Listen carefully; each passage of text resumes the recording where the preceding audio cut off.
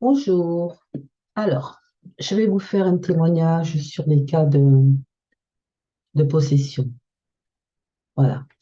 Dans ma vie, ça m'est arrivé de rencontrer des gens comme ça. J'en ai rencontré quatre. Quatre. Euh, je m'y attendais pas, sincèrement, je m'y attendais pas, hein. Je m'en serais passé de ça. Je m'en serais passé de ça. Parce que franchement, ça fait peur. Voilà, donc je tenais à témoigner parce qu'il y a des gens qui ne croient pas aux démons, qui ne croient pas à la possession, pensent que ça date comment dire, du Moyen Âge. Euh, Et non, moi je suis là pour témoigner justement de ce que j'ai vécu. Voilà, donc je reçois un appel d'une personne là qui me demande si je peux magnétiser sa maman âgée. Je crois à l'époque, elle avait dans les 80 ans. Elle souffrait donc d'insomnie. Voilà, elle ne dormait pas. Alors, je lui dis oui, tout ça, elle vient, euh, elle rentre. Donc, elle me laisse seule avec sa maman.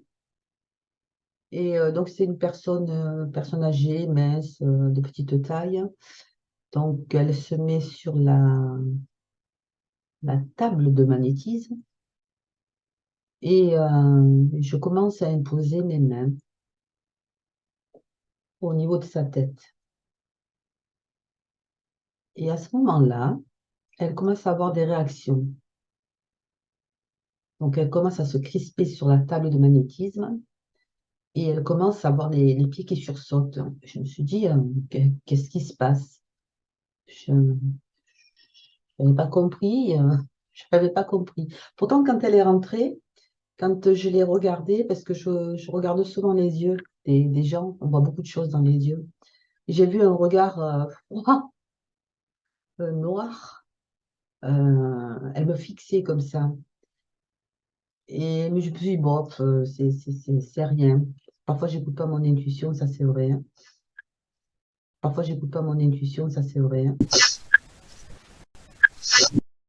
Donc, je commence, j'impose mes mains, je fais ce que j'ai à faire et elle commence à se crisper sur la table de magnétisme. Et elle commence à se lever d'un coup, à redescendre. Comme ça, elle faisait des mouvements comme ça. J'ai eu peur parce qu'elle était âgée. Je me suis dit, si elle tombe, si elle se fait mal, voilà quoi. J'avais pas envie de ça. Et à un moment donné, donc je ferme les yeux et je commence à avoir des visions. Donc je la vois dans le Sahara, en fait. Je vois des dunes, des palmiers, et je vois une immense villa, en fait, hein, avec des escaliers. Et elle, elle avait une robe, une robe longue, elle avait des diamants autour du cou. Et je me suis dit, enfin, c'était beau, il y avait un oasis et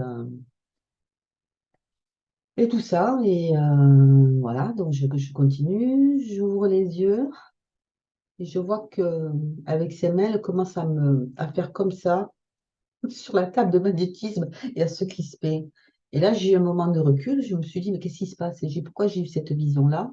Pourquoi elle me fait ça? Et je me suis dit, oh là là, je comprends. Je regarde ses yeux. Et ses yeux qui étaient au départ, ils étaient un peu dans le marron vert. Ça vire au noir. Et je vois du sang au niveau de ses yeux. Et à un moment donné, j'arrête la séance. J'ai dit, écoutez, on va arrêter. Donc j'arrête, je fais rentrer sa fille et je lui dis, excusez-moi, mais j'arrête. Il faudra revenir peut-être une deuxième fois. Elle me dit, pourquoi? Donc je ne sais pas lui dire, hein. C'est pas facile de dire des choses quand il y a des gens comme ça. Donc on ne sait pas s'ils sont ouverts d'esprit ou pas ouverts. Et elle me dit, d'accord. Je dis, votre maman,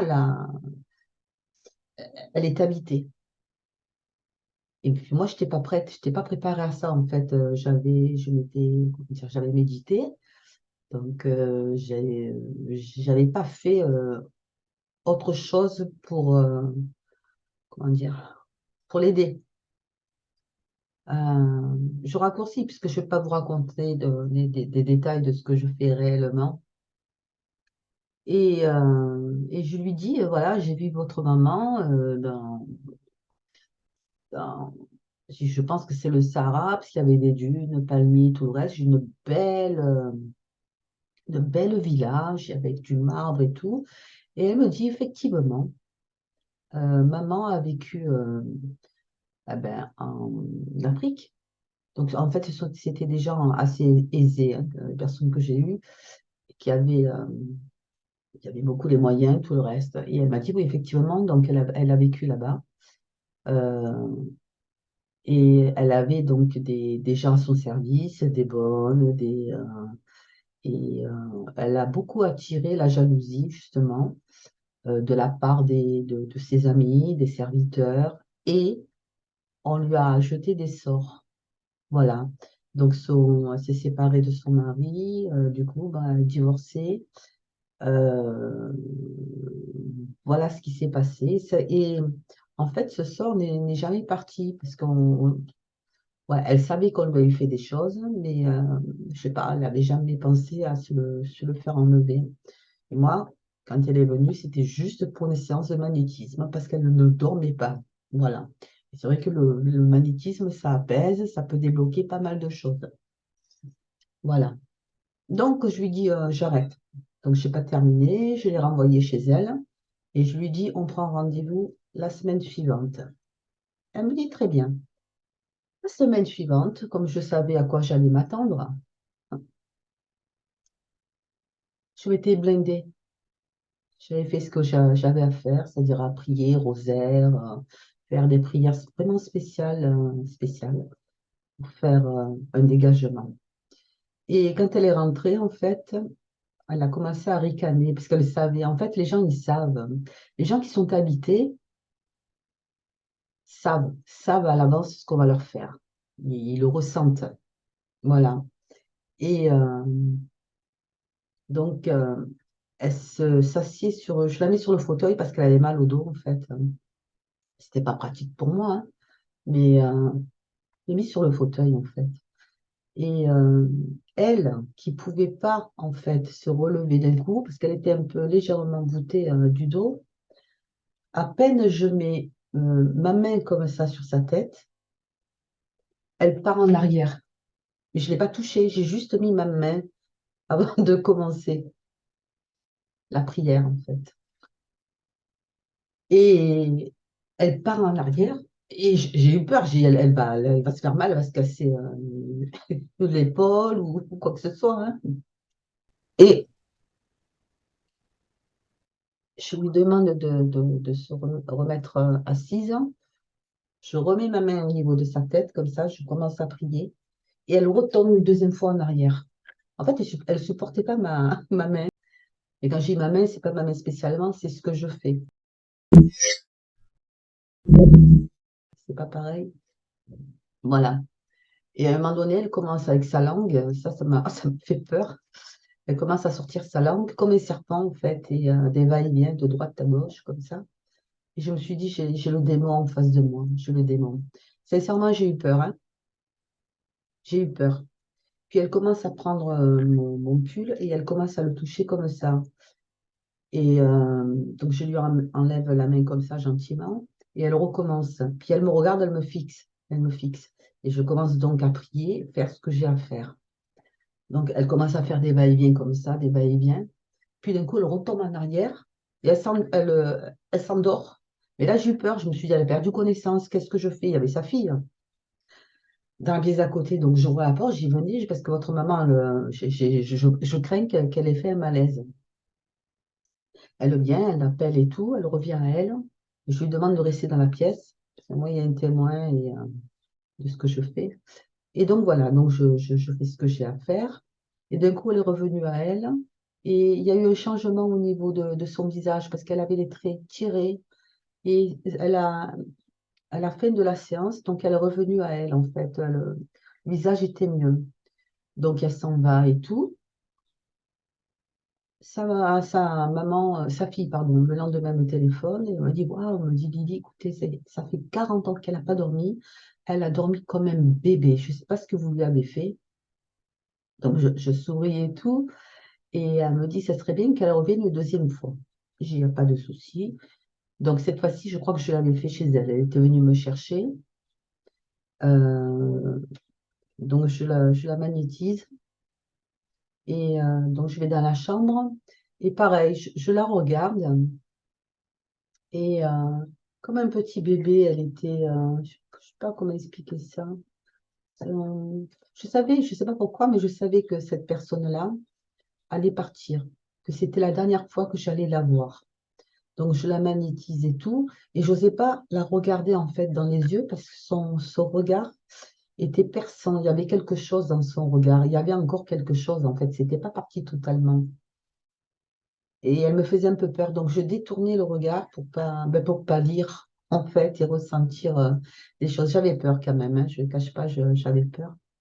Donc, voilà, je la magnétisais tout. Elle me prend mon petit, encore mon pull, et elle trifouillait les petits fils comme ça. Elle me tient comme un bébé, un enfant qui. Puis à un moment donné, je finis la séance, je lui caresse la tête. Et en fait, je lui ai fait un bisou parce que je savais que c'était la dernière fois. Voilà. Quelque temps après, les enfants étaient à l'école, donc j'étais ici. J'étais sur l'ordinateur, je travaillais mon livre, et j'entends un bruit dans la pièce d'à côté de mes enfants. Donc je vais voir, rien, il y a rien. Je dis bon, peut-être c'est du chat, hein, voilà, je reviens, je m'assieds, et d'un coup j'entends le taper à la porte dans la chambre encore de mes enfants. Je me relève, je crois qu'il y a quelqu'un, mais je ne voyais pas personne. Je me rassis et d'un coup, le cadre, il tombe. Alors, je me suis dit peut-être que c'est le clou voilà, je sais pas, avec la chaleur et tout, peut-être qu'il est tombé. Je remets le clou, je replante avec le marteau, je remets le cadre. Je vérifie, je le bouge comme ça, il est bien placé, il n'y a pas de souci. Je me rassieds, il retombe une deuxième fois. Je me suis dit, là, il y a une entité. Mais qui? Je ne savais pas. Je retourne, je dis, mais qui est là? Je m'adresse à la personne. Je dis, qui est à la maison? On ne répond pas. Je remets le cadre, je me rassieds. J'avais un peu peur quand même, hein. Et encore la porte qui claque. Je dis, mais c'est pas possible. Et d'un coup, je ne sais pas pourquoi, j'ai eu un froid glacial dans la pièce à côté de moi. Et une vision, je l'ai vue, elle, hein. Je me suis dit, oh zut, hein. Elle doit être décédée. Donc je me suis dit, je veux recevoir un appel. Parce qu'en fait, après, avec cette personne-là, avec la fille, donc j'ai sympathisé, vu qu'elle avait bon, on va dire, elle avait un masque, bon, c'est des gens assez aisés, hein, je veux dire, voilà. Et donc j'ai dû aller faire des purifications des lieux, voilà. Et donc j'ai dû aller faire des purifications des lieux, voilà, plusieurs maisons. Voilà. Et je sais pas, bon, donc j'ai eu la vision de sa maman et ça m'étonne qu'elle m'appelle pas. Alors, je me suis dit, peut-être que je me trompe. Voilà. Noël arrive. Il y a, je crois que c'était, ouais, je sais pas si c'est, on était dans la salle à manger et je prends des photos comme je fais habituellement. Et sur l'une des photos, alors je m'en rappelle plus parce qu'il y en a tellement de photos, j'ai tellement de photos de preuves que bon. Il y a une norme en fait. Je ne sais pas si c'est au-dessus de ma fille, mais la photo, je l'ai en fait, hein. C'est dommage parce que je l'ai travaillé directement sur l'ordinateur. Je n'ai pas l'original en fait. Et donc, il y a une orbe. euh, et dans l'orbe, il y a le visage de cette personne-là que j'ai magnétisé. Mais en plus jeune. Je l'ai reconnue parce qu'elle avait le même profil, le même. Il y a une femme donc dedans à l'intérieur. Et Donc dans l'ordre, en fait, j'ai essayé plusieurs filtres. Voilà. Et on peut voir aussi à côté de la dame, eh ben, mon lapin, Pampan, qui est venu me dire un petit bonsoir le soir de Noël. en plus jeune. Et je me suis dit, waouh, comment ça se fait qu'elle est plus jeune? Et oui, en réfléchissant, et c'est pas la première fois que ça m'arrive quand je vois les défunts, ils se montrent comment on va dire ça? Selon les photos que nous avons, je m'en suis rendu compte, ça. Si, par exemple, j'en sais rien, moi, la personne était jeune, malgré qu'elle était âgée, eh ben, elle va montrer ce visage-là. Voilà. Et, et le contraire, si, voilà, parce que moi, je sais quand j'allais chez eux, en fait, il y avait des portraits, donc, et c'était quand elle était plus jeune. Donc, moi, j'avais retenu ça, en fait. Et donc, on rajeunit quand on part, en fait. Si on a 80 ans, eh ben, on en paraît 38. Voilà, on rajeunit. Voilà, ça, je le confirme. Donc, je travaille la photo et elle m'envoie un texto, justement, pour me souhaiter joyeux Noël. Et elle me dit, maman est morte. Et je lui réponds, je sais. Elle est venue chez moi, elle s'est manifestée, elle m'a fait bouger les cadres, elle m'a claqué les portes. Donc, elle était contente que je lui donne des preuves, là. Et je lui dis, j'ai pris une photo, vous me direz si c'est bien elle. Et effectivement, je lui envoie la photo et elle me dit, oui, Lydie, elle appelait grand-maman, parce qu'elle se voyait entre elles. Elle me dit, c'est bien elle, mais c'est quand elle était plus jeune. Voilà, donc, ben oui, on rajeunit. Donc, voici mon témoignage.